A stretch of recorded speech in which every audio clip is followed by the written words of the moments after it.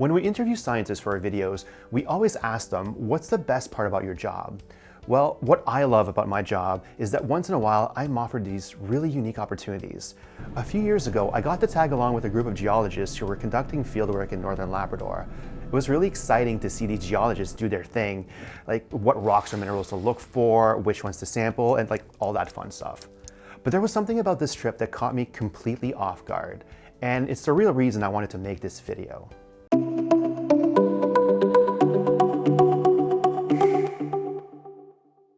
During my time in northern Labrador, I got to shadow 3 geologists in action: Roger Paulin, Jesse Rice, and Pierre-Marc Godbout.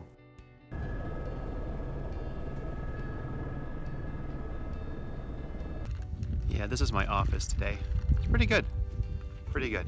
And here we have the videographer out of his element and into the wild. How many bugs have you eaten? 5. They're delicious. The 3 of them are part of a team mapping the surficial geology of the area.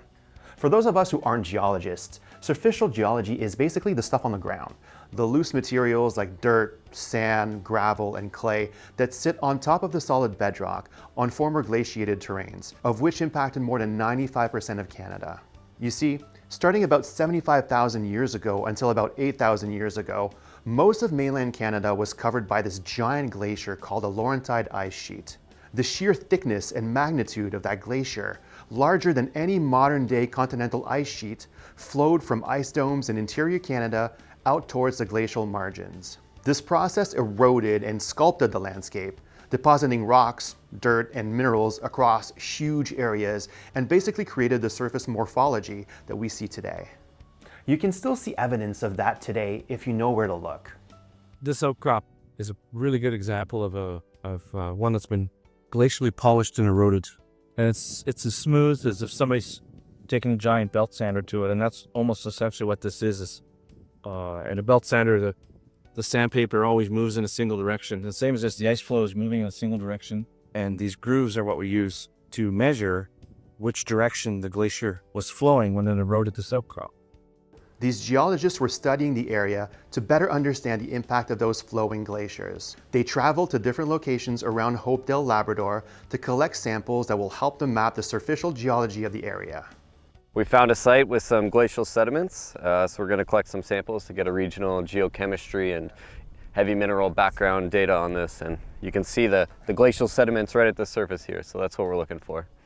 It was really cool and a little surreal to explore the wilderness searching for clues of what happened thousands of years ago. Plus, Roger, Jesse, and Pierre-Marc were terrific tour guides. Hi, my name's Jesse. I'm with the Geological Survey of Canada, and I found some bear right here. Oh yeah, we had to watch out for bears, which wasn't unsettling at all. In fact, here's Hopedale's resident and field assistant Siobhan doing her best to put me at ease. Should we be worried about the bears? Not right now, I don't think, because if we were able to see tracks, like really fresh tracks like that, then I'd say we'd have to be worried and keep an eye out. They're also scared of the helicopter, so they just run off. Interestingly enough, the most memorable part of the trip wasn't the science itself or dodging the local wildlife. It was witnessing the relationship between the geologists and the community we stayed in, this beautiful coastal town of Hopedale. The town of about 600 people was established as an Inuit settlement named Agvituk, which means place of the whales in Inuktitut. There are no roads that connect the town to any other communities. The only way in and out of Hopedale is either by boat or by small aircraft or helicopter. There's challenges living in Hopedale. You know, you can't always run out to the store and get the things that you need. But when you look around and you see the land, I've lived in big cities, I've lived all across Canada. Right now, there's no place I'd prefer to be. When you're working in a community or with a community on a scientific project, it's important that everyone is on the same page. We actually don't even start the scientific projects until we engage with the community. Prior to us conducting any research, we actually go to the communities, give a presentation of what we're proposing to do, what the benefits are to the community, what type of science we do, and our impact on the land. Our geologists aren't working alone in Hopedale. This is a collaborative effort between the province of Newfoundland and Labrador. So right at the onset, we involved at the Geological Survey of Newfoundland and Labrador, because they have worked in this area previously and even had community contacts. That sort of helped us get started.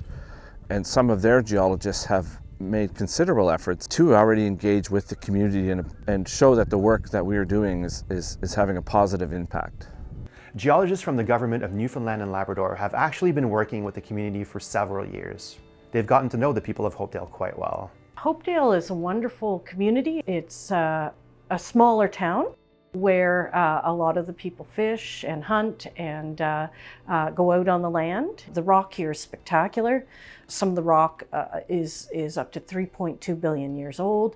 There's a unique relationship with the patterns in the rock and how people see them and how they use them as part of their art and just everyday observations. So to me, that's very unique. I first came here in 2017 and they're incredibly friendly population here, and it's wonderful to be able to interact with the people in the community. You really get to know people and you really get a sense of the community and the people that live there. In these small communities, you end up knowing after a couple of years pretty much everybody, and so you really feel part of the community, and you get a different level of engagement than you do if you're working in a bigger center.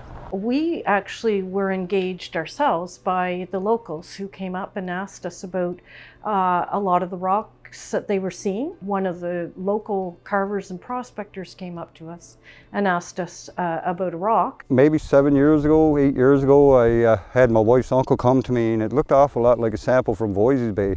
Voisey's Bay is a nickel, copper, and cobalt mine located about 150 kilometers northwest of Hopedale.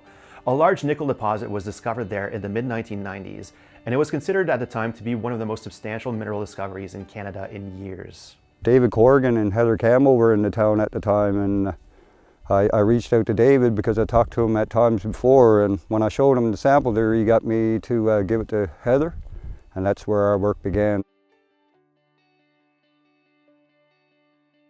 So what we're doing is both trying to figure out the broader scale geology, but the prospectors here, they're really interested in anything that is economic. Metals, gold deposits, anything that could be of economic value. And for that, we're trying to help them out to put what they're finding into the context of the broader scale geology. The prospectors are really, really good at finding small features that just as regional mappers, we skipped right over that. But the prospectors, they are really, really good at finding minute details that we usually don't have the time to look into. We're trying to help the prospectors do their job, and at the same time what they are finding feeds into our mapping efforts. So it is give and take from both sides. It's a really good energy that we've got going here. The type of framework geology we're providing helps local prospectors. They can actually come into this area based on some of the mapping we do, some of the sampling, and follow up and prospect. And the vision of several community members here is they'd like to find a mineral property or a gemstone showing or something where the locals can actually benefit from not only the discovery but through potential work down the road. I'd like to see something, what would, bring a benefit to the economic of the area. We see a lot of, unfortunately, people in poverty and stuff in our town. And, I would really like a lot more employment, which the possibility exists for. It's really communities like this where we do community engagement that got me interested in picking up this kind of work. You're building up relationships with the community, and you're really benefiting from the support that you get from the community, and you're contributing to the community too. So that's what really drew me into this work, and that's why I was really trying to get a position here, and I'm delighted that it worked out. As interesting as the science is, what really makes this type of work special is establishing those human connections. Ultimately, it's the people you work with and the friends you make. My previous project was in the southwest part of the Northwest Territories, and I still have community members there that are friends. And I'm quickly meeting and making friends with the community here in Hopedale. This trip to Hopedale was amazing. It was lovely to meet Edmund and his family. It was great to see a future prospector like Siobhan learn the tricks of the trade. We met a new friend named Oreo. And it was fun to hang out with Sunny as we went island hopping to gather some samples. It was eye-opening to see the human element behind the scientific work. And as someone who grew up in a small town, it's easy to understand how the residents of Hopedale feel about their community. There's a lot of downsides. to living in a small community, but there's a lot of upsides too. I guess you have to be born in a place like that to understand what it's like to grow up there, but it's hard to explain, I guess. It's my home. This is what I love. Everywhere you go is beautiful out here. Thank you so much for letting us share this story with you. If you're interested in learning more about the scientific work that was conducted during this trip, check out the video on screen right now. Make sure you do all the YouTube things, like and subscribe, and keep an eye out for our next video.